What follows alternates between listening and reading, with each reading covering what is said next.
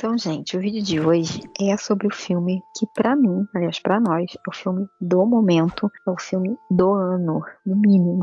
Avatar 2, O Caminho das Águas. Esse filme é uma continuação do Avatar de 2009 e, obviamente, o diretor e idealizador é o mesmo, que é o James Cameron, né? E esse filme tem apenas e tão somente 3 horas e 10 de duração. Mas então, gente, Avatar é aquilo, né? É um show cinematográfico em todo sentido. Eles te entregam literalmente um mundo, assim, um bioma completamente novo, feito de fauna e flora completamente diferentes daquilo que a gente tá habituado, né? E é um boom, né? Você toma um baque dentro daquele mundo fantástico. E literalmente uma palavra que descreve Avatar 2 é imersão. Você literalmente se sente dentro do mundo de Pandora, né?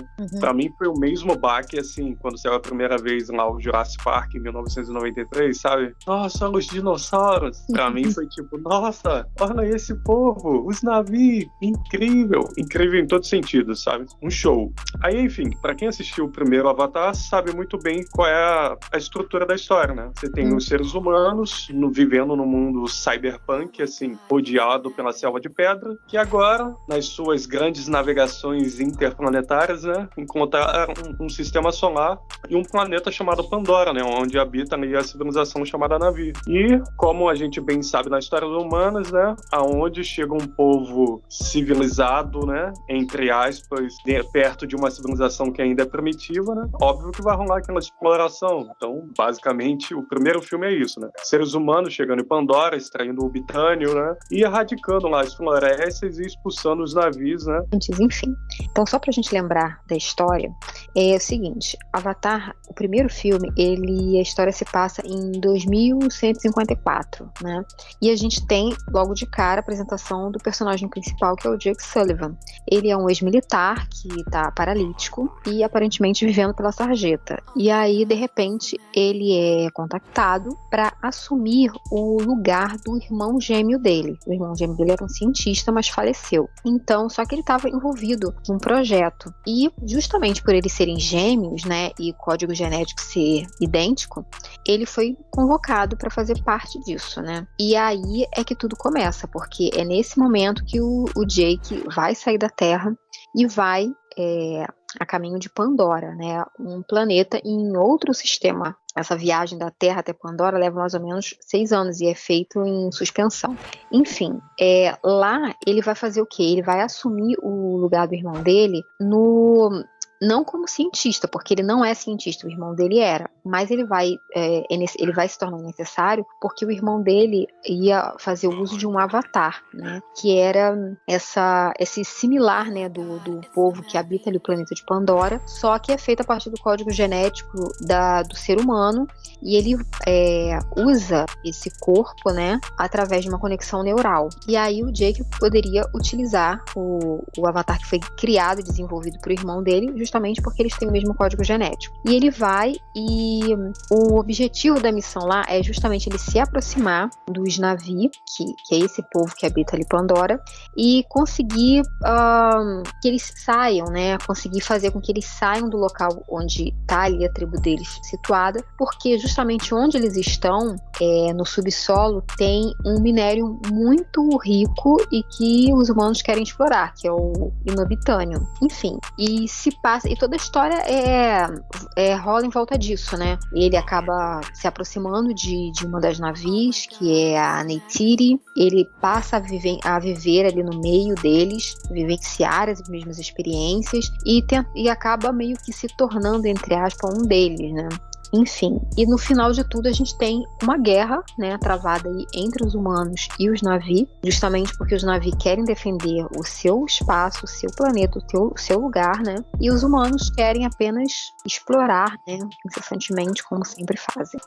E é como você disse, né, depois dessa batalha ali entre os Na'vi e os seres humanos, né, obviamente os Na'vi não tinham poder bélico para combater ali os seres humanos, e eles estavam numa enrascada, né, literalmente perdendo. acontecendo, até que essa entidade ali chamada Eywa, ela une forças ali com os Na'vi, né, e convoca todos os animais, né, e enfim, graças a Eywa, eles conseguem ali expurgar os seres humanos, né, até que acontece aquela cena final ali, onde literalmente os Na'vi, né, manda os seres humanos de volta pra Terra, né, naquela nave. Aí, esse é o fim do primeiro filme, e é o início do segundo, né, que basicamente é uma continuidade nítida, assim. Então, aí a continuidade nesse segundo filme a gente vê o quê? A gente vê o foco continua ali no Jake Sully, né, e na família que ele formou, porque ali no finalzinho do primeiro filme, numa cerimônia, eles fizeram com que a consciência dele, a consciência humana, passasse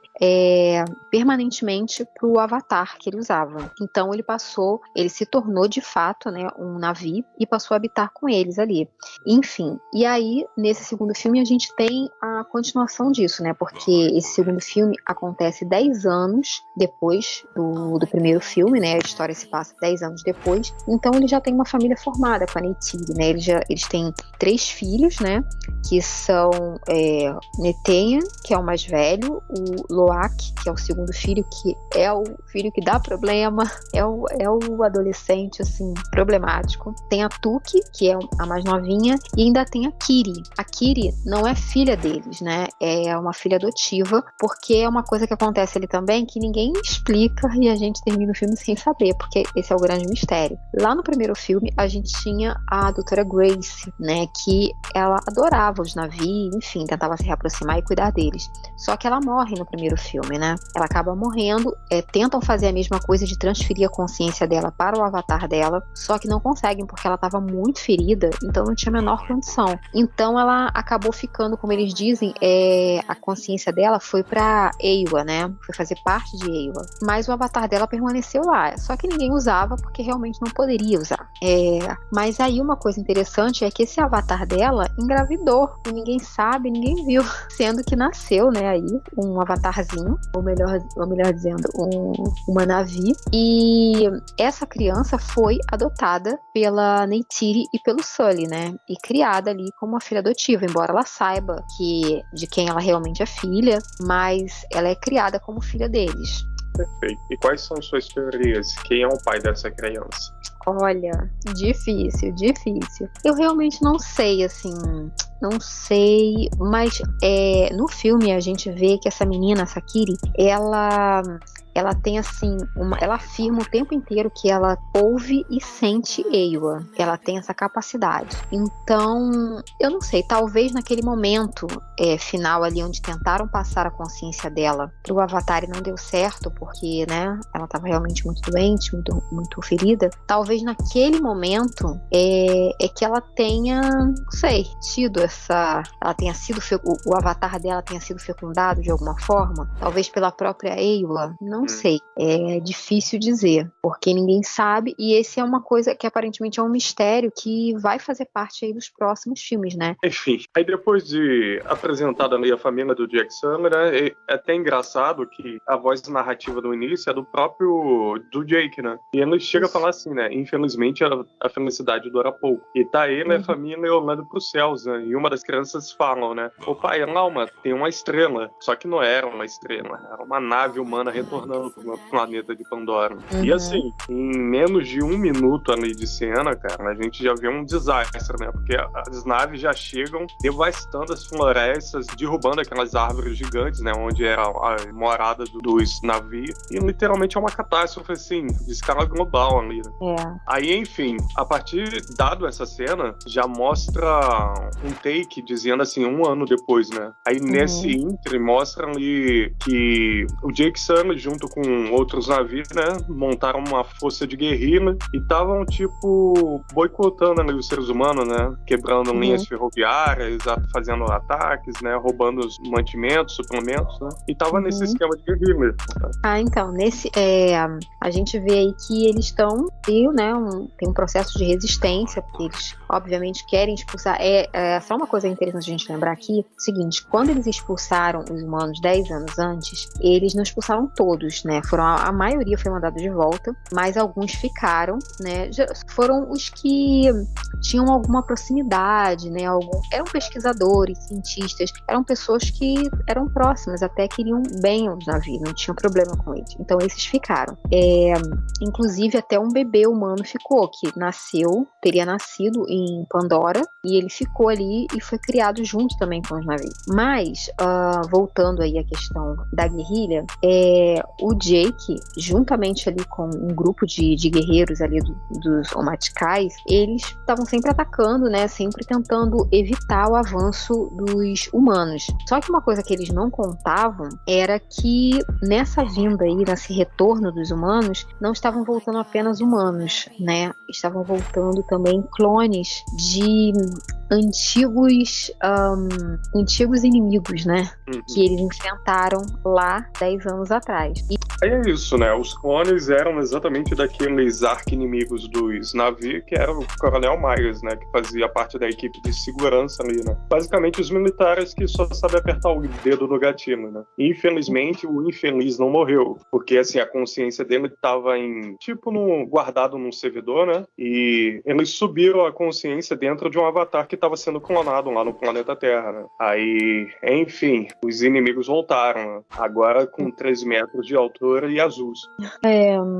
Enfim, nesse momento, o Jake entende, né, que ele está sendo perseguido, ele e a família dele, porque foi ele e a esposa que acabaram matando o Coronel Miles, né? Então, o avatar, né, o clone avatar dele, que é na verdade vingança, e também porque eles sabem que ele seria o líder, né, daquele grupo ali dos Omaticais, então que provavelmente ele acredita que se eles saírem dali, eles vão oferecer menos risco, né, para a tribo. Então ele passa o título de líder para um outro navio e leva a sua família e vão para um lugar bem distante, assim. E é um lugar totalmente novo, que aparentemente eles não tinham assim acesso e tal. E é aí que a história desse segundo filme realmente começa, né? Porque o foco acaba sendo aí nesse mundo aquático de Pandora. Eles chegam então nessa tribo da água, né? Que é chamada, que também são navios. É importante a gente salientar isso. Todos os habitantes de Pandora, todos esses que têm forma humanoide, independente da cor deles, no caso os Omaticais, são azuis. Mas essa tribo do mar, né? Eles são verdes, mas todos são assim humanoide, tem aquele formato humanoide de 3 metros, enfim, apenas com algumas características físicas que os diferem uns dos outros em virtude do local onde eles habitam, né? Enfim, então em cada canto, aparentemente, do planeta tem uma tribo. A tribo ali da qual a Neytiri, o Sully e toda a sua família faziam parte era a tribo da floresta, né? O povo da floresta são os Omaticais, a tribo dos Omaticais. E essa tribo aí que fica na água, né? Que é esse povo da água, esse clã do mar, como eles chamam, são os Metkayina. Mas enfim, quando eles finalmente chegam nessa região, esse é o ponto mais épico do filme ali, que assim, a gente sabe que o primeiro filme foi um baque em vários sentidos, né? De mostrar a floresta, a bioluminescência, né? Os navios e todas aquelas regiões, assim, que foram fantásticas, né? Foi uma apresentação, pelo menos daquela região onde habitavam os Omaticais. Agora, eles oferecem mais uma nova imersão, né? Que é nessa tribo das águas, né? Mostrando um novo bioma, uma nova fauna, uma nova flora. Incrível, né? É um banho de imersão, assim, total. Como a própria atriz Zoe Saldana disse numa entrevista, né? Esse é um avatar com esteroides, né? Cara, é um top demais, né? São 3 horas, assim, não sentidas, né? Você fica tão, assim, fascinado por aquela qualidade visual, audiovisual, né? Que é incrível. É legal também, você nota as diferenças, como eu falei anteriormente, né? Você tem o povo da floresta, que são avatares azuis, eles são altos, mas eles são assim esguios, magros, né? E aí quando a gente vê esse povo, essa tribo do mar, né? Esse clã do mar, a gente vê que eles são diferentes não só na cor, fisicamente também, assim, a cauda deles é uma cauda um pouco mais larga, porque é o que ajuda a nadar, né? Eles também têm espécie de nadadeira, né, assim, perto no antebraço, e eles também, você nota que eles têm mais, assim, o corpo é mais desenvolvido, né, eu até brinquei, né, até falei com você, tomaram bomba, porque você nota a diferença, né, entre o Jake, quando você olha o líder do clã dos Midskyners, você vê, assim, como ele é forte, né, como eles têm um porte físico bem diferente, então isso já chama atenção logo de cara, né, e aí rola também esse processo de adaptação, tanto do Jake quanto dos filhos, né, de viver ali como eles vivem, né, eles são aceitos pelo clã para ficarem ali protegidos e escondidos, e por um tempo eles acham que tá tudo bem, assim, quer dizer, com o Jake, aparentemente ficou tudo bem, mas os filhos, né, tiveram esses problemas, porque os filhos ali a gente vê que tá numa fase adolescente, e aí tem os filhos do líder também, né, do clã dos Midskyners, que o filho tem um pouco de implicância com eles, enfim, a gente vê que rola umas coisas de adolescente, mas nada assim, sabe, eles não se aprofundam muito nisso, o que eu achei legal, pra não ficar assim, nossa, outra historinha de adolescente no meio de uma coisa muito maior, né, isso é só coisa que é comentada, que você vê, que você percebe, mas não chega a ser, sabe, se aprofundado ali, tem muito mais ação, muito mais aventura na história, então assim, você não perde nada, sabe, são 3 horas, assim, que a gente não perde nada, não tem um momento que você fala assim, nossa, aquele pedaço ele ficou chatinho porque ficou uma historinha de adolescente, não, tudo, assim, tudo é muito bom, tudo é muito aproveitável. Total.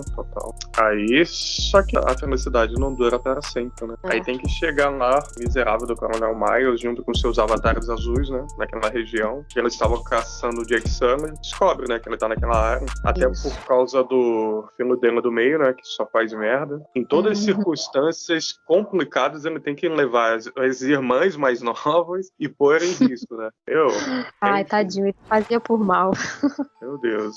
E acontece uma coisa interessante nesse Inter, porque assim, no primeiro filme a gente viu que os seres humanos estavam atrás de um minério, né? No Bitânio, que tipo, valia, sei lá, 20 milhões 1 quilo, né? Nesse caso, não. Ali os seres humanos estão quase fazendo a mesma coisa aqui aqui na Terra, né? Caçando baleias ali, né? No caso são os tucuns, né? Para coletar umas glândulas, né? Que servem para prolongar a vida humana. E tipo, 1 litro daquilo vale 80 milhões, né?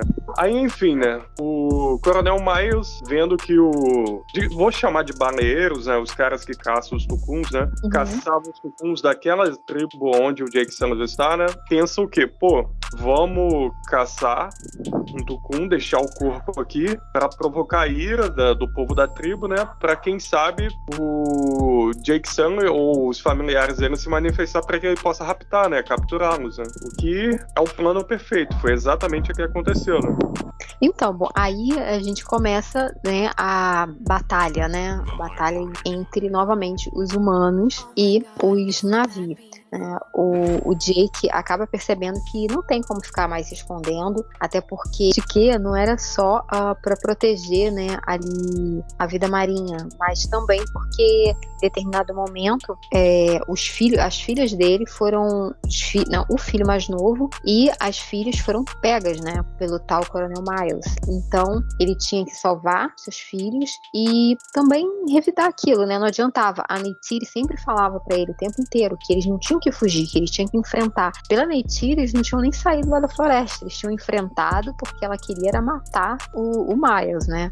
Então, finalmente ele meio que dá ouvidos a ela, sabe? E eles vão enfrentar, né, esse inimigo, né, os humanos, e vão contar também aí com apoio em determinado momento de um tucum, né, que é essa espécie que parece uma baleia, né, que seria o equivalente à baleia humana aqui do planeta Terra, melhor dizendo, e que é justamente até um tucum que eles consideravam banido, excluído, enfim, mas é graças a ele com a ajuda dele que eles conseguem, né, enfrentar. E tem também, assim, a luta final entre o Jake e o Miles, né, onde ele quase mata, né, ele aparentemente, ou ele pensa que matou, né, o Miles, mas depois a gente vê que, infelizmente não, mas enfim. E aí, finalmente, ele... Só que, no meio de toda essa batalha, ele acaba perdendo o filho mais velho, né? O filho mais velho acaba levando um tiro e foi fatal. Então, assim, eles perdem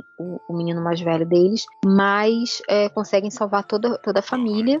E, como eu falei lá no início, né? Tinha um menino que foi um menino humano que nasceu em Pandora e ele não pôde ser mandado de volta junto com os outros humanos para a Terra porque tem uma faixa etária para fazer a suspensão, tem uma faixa etária adequada. E como ele era um bebê, ele não podia ir, né? Não podia voltar. Então ele ficou ali em Pandora, sendo criado pelos humanos cientistas que ficaram e também junto dos Na'vi. Ele era muito próximo, né, dos filhos do Jake. E, na verdade, aí a gente descobre ao longo da história que ele era filho justamente do Miles, do Coronel Miles. Só que ele não reconhece necessariamente, né, o clone avatar do Miles como pai dele, mas ao mesmo tempo ele também, né, ele é uma pessoa que você dá pra perceber que ele é um menino bom, sabe? Ele não é uma pessoa ruim. Então, apesar dele saber que aquele não é o pai dele, ele também não quer o mal dele, né? Porque é como se assim, ele tem alguma coisa do pai, algum vestígio. Mas enfim, ele acaba ficando, né? Esse menino, né? Ele participa de todo esse evento aí, ele é utilizado pelo clone do Miles para poder caçar, né? Entre aspas, o Sully, o Jake Sully e a família dele. E ele acaba participando aí no meio dessa batalha, ele acaba ajudando, né?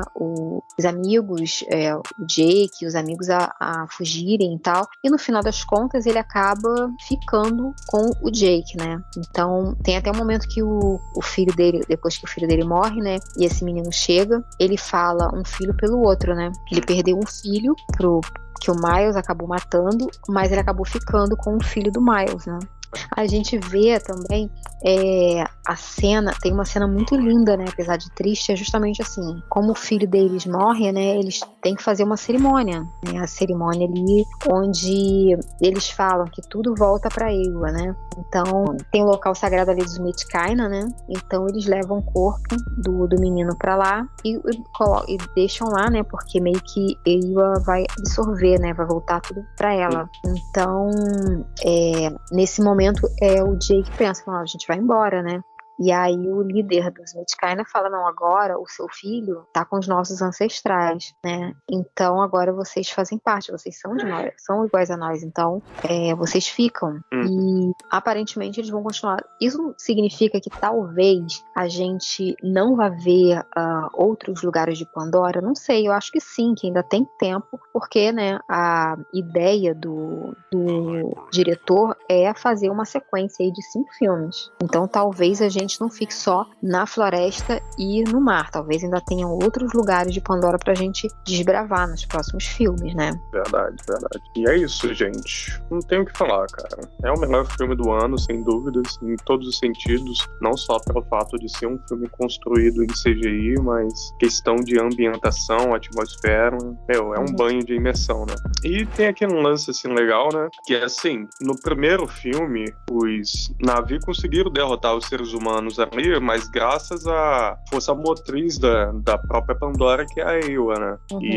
E a Eywa, convocando ali os animais, né? Conseguiu devastar ali os seres humanos, né? Até causar aquela cena final que é a expulsão, né? Dos seres humanos, né? Onde os Na'vi faz com que eles retornem para casa. Nesse segundo filme, a gente vê uma chegada violenta ali dos seres humanos, já devastando de grande parte da Pandora. E, tipo, você vê um conflito entre os Na'vi e os seres humanos, mas, assim, você percebe que os Na'vis não estão ganhando essa guerra, né? E você percebe também que Eywa também tá meio que parcial, indiferente ali, com tudo aquilo que tá acontecendo. Não teve uma participação direta de Eywa. Mas, no entanto, deixaram uma garota ali, a Kiri, que ela aparenta ter uma conexão direta com a Eywa, né?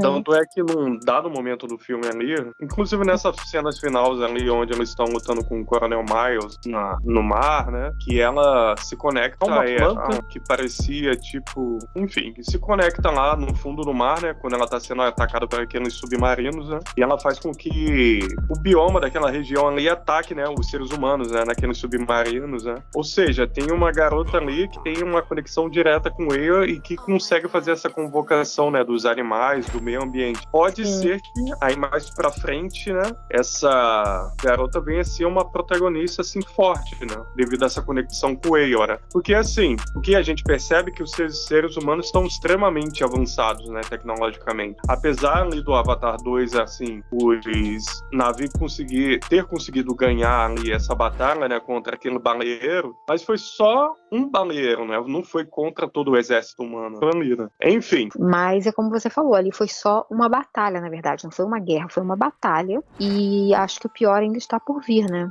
É porque é inevitável, né? Isso daí é lógica básica. Um povo desenvolvido não vence um tecnologicamente, assim, muito acima, né? E é óbvio ali que os seres humanos têm um poder, assim, pra aniquilar os naves no planeta.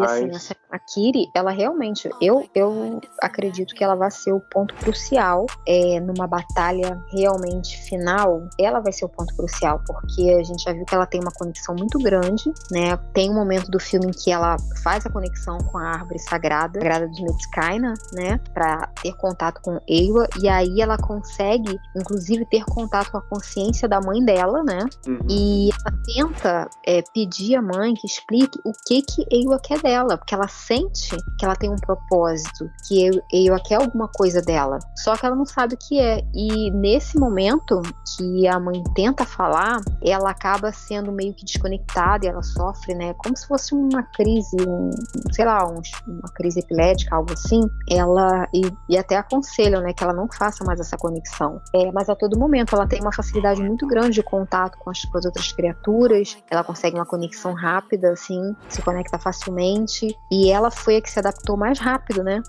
nessa questão de quando eles foram para essa tribo do mar, ela foi a que se adaptou mais rápido, aprendeu a respirar, conseguir respirar melhor na água, contato com os animais, enfim, ela teve uma conexão muito mais rápida que os outros. Então, muito provavelmente ela vai ser a peça-chave dos próximos filmes, né?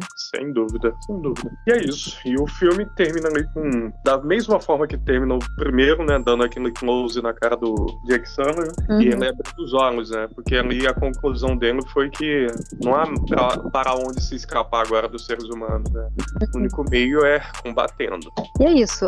Se vocês assistiram, se vocês já gostaram, se vocês quiserem comentar aqui as opiniões de vocês sobre o filme. Se vocês não foram, façam o favor de ir. E aí, depois volta aqui e comenta e fala assim, realmente vocês tinham razão, o filme é maravilhoso. E é isso. Vamos nos ver em Pandora.